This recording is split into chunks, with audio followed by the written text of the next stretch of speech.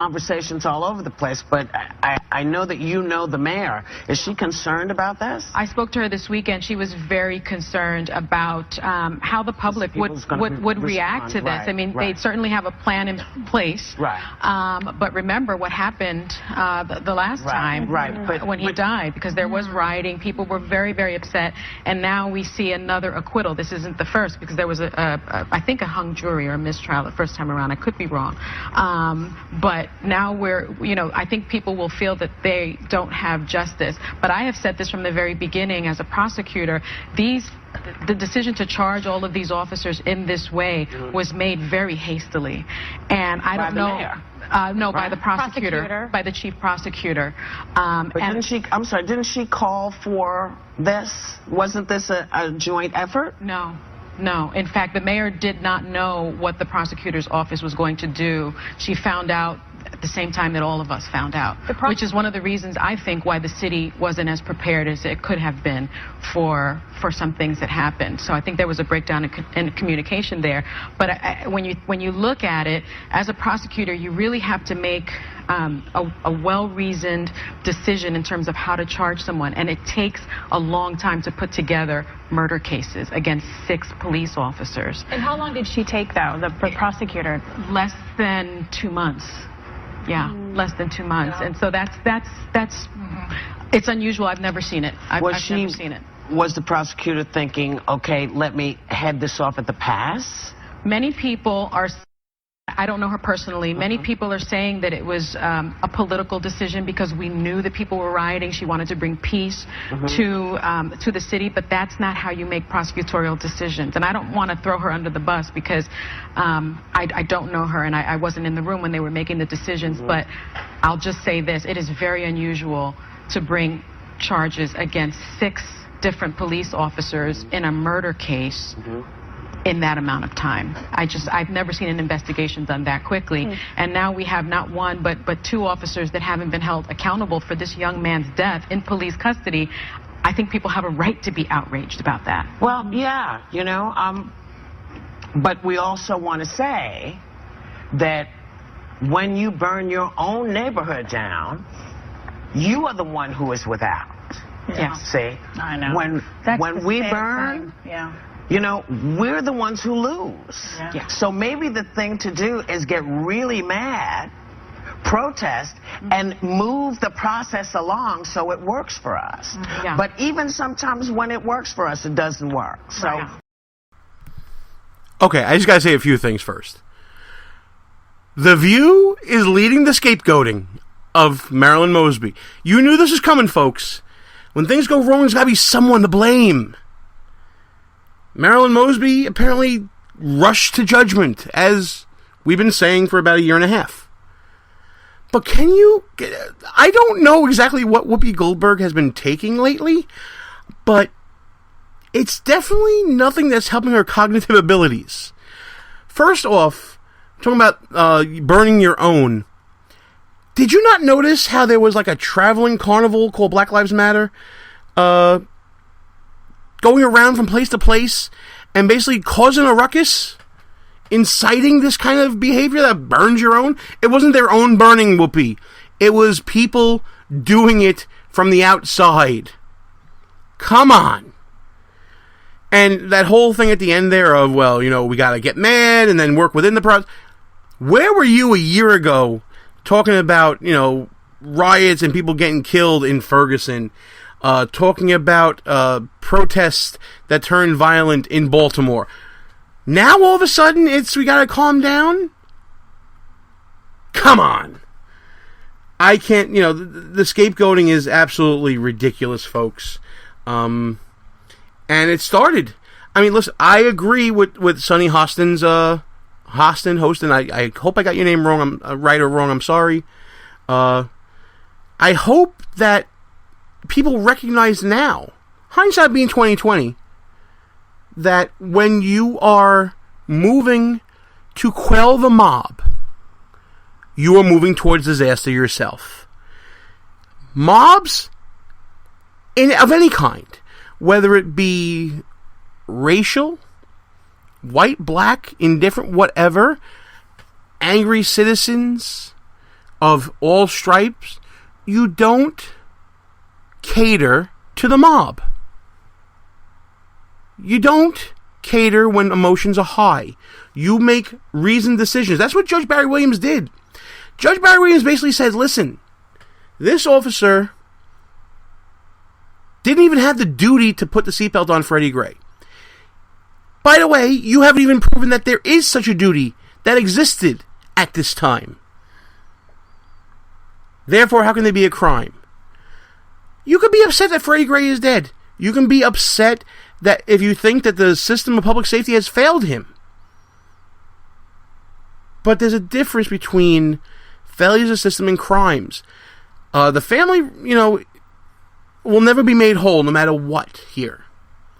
You're just compiling tragedy upon tragedy upon tragedy by using a rush to judgment to quell the maddening crowd.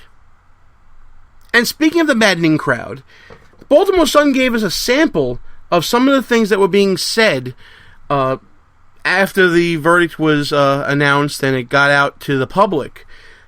Just listen to some of these statements and let's talk about it afterwards. He represented the police force. Whether he was trained properly or not, he represented a police force. He needs to be held accountable for his actions, and the police force needs to be held accountable for not properly training. Accountability is a must. We must hold these officers accountable and hold our systems accountable that represent us. You understand? It's not right. It's not justifiable. You got crooked cops out here. You got good cops. I'm not blaming the good cops, but at the same time, right is right and wrong is wrong. Come on, be honest, y'all. This city needs to wake up and smell the coffee. If it was your child, you would want that officer to be convicted. It's not right. People shouldn't be in neighborhoods if they're not trained to work with the African American community. Son, so all these guys can I say something on your behalf? So now, people should be convicted for lack of training of a crime. And that's coming from a reverend named Wesley West saying that there should be accountability for the lack of training and he should go to jail for it. That's not how this works. That's not how any of this works, people. Lack of training is not a crime. Even forgetting your training is not a crime. Even making a mistake in the course of your duties, even though you were trained properly, is not a crime. Come on already. We can't let, and this is hard to say, you cannot let the fleeting passions of individuals rule the day. Baltimore made that mistake already. And what did they get them? Stores burnt, families torn apart, tragedy upon tragedy, billions of dollars of damage, and Freddie Gray is still dead. The mistakes here also come from the prosecutor. Forget about the rush to judgment. How about Assistant Prosecutor Jan Bledsoe talking about police, quote, jacking up citizens? Yes, that's actually on the record in the trial of Officer Edward Nero. Isn't it time we let the adults handle the conversation, folks? Isn't it time that we let reasonable people determine the path of our society and not allow passion or prejudice to rule the day? You know, I'm reminded of, if anybody remembers the book and the movie, The Bonfire of the Vanities. A great novel, pretty good movie with Tom Hanks and Melanie Griffith and Morgan Freeman as the judge there. Another example of letting the passions of the mob dictate behavior. In politics, that is what happens. Listen, politics is ruled by loud, opinionated people, polling, and people with money who have opinions and want to be loud in a different way. That's not how justice should be run, though. Justice, I've been saying, is kind of the subjective idea of what we all believe is right and decent.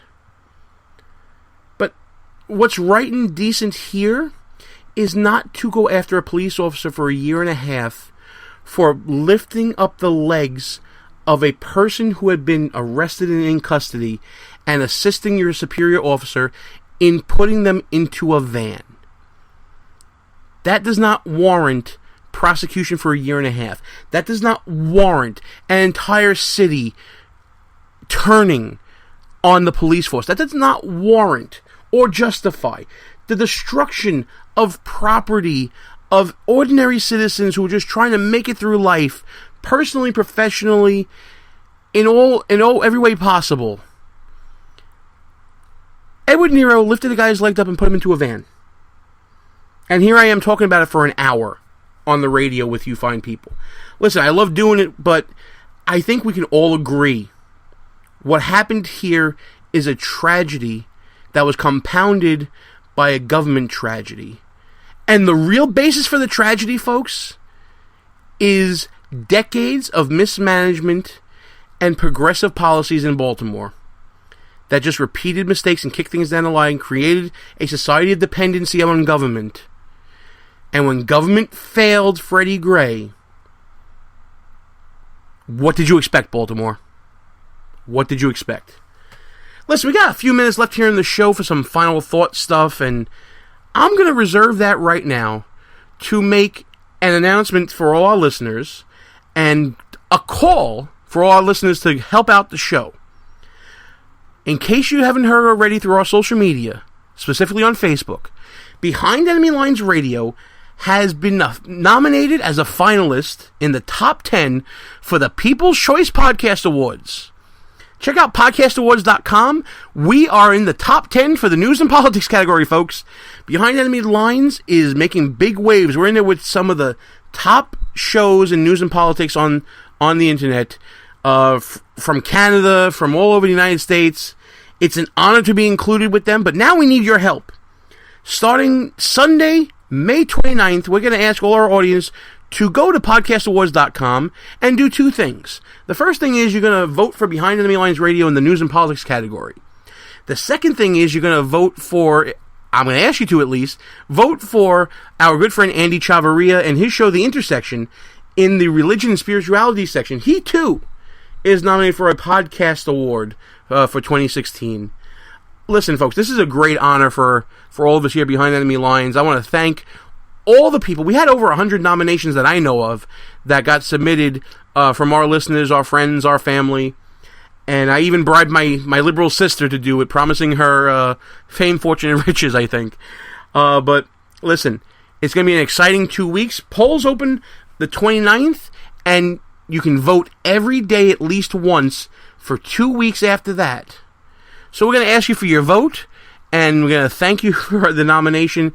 It's been fantastic, and just another sign how Behind Enemy Lines has been growing from station to station, and we love it all. Also want to give a shout out to our listeners at WNJC 1360 AM. This is going to be our last show on your network. We thank everyone for listening. We thank Rick Trader at Conservative Commandos Radio Network for having us, and we wish everybody at WNJC and Conservative Commandos Radio nothing but the absolute best as we each move on down this road, and hopefully we'll meet up again sometime along the way. But for now, folks, it's time to shut this sucker down. I want to thank everybody for listening. I want to thank Niger Innis for coming on the show. Check out teapartyforward.com, folks. Check them out, and listen, if this show taught us anything, be vigilant.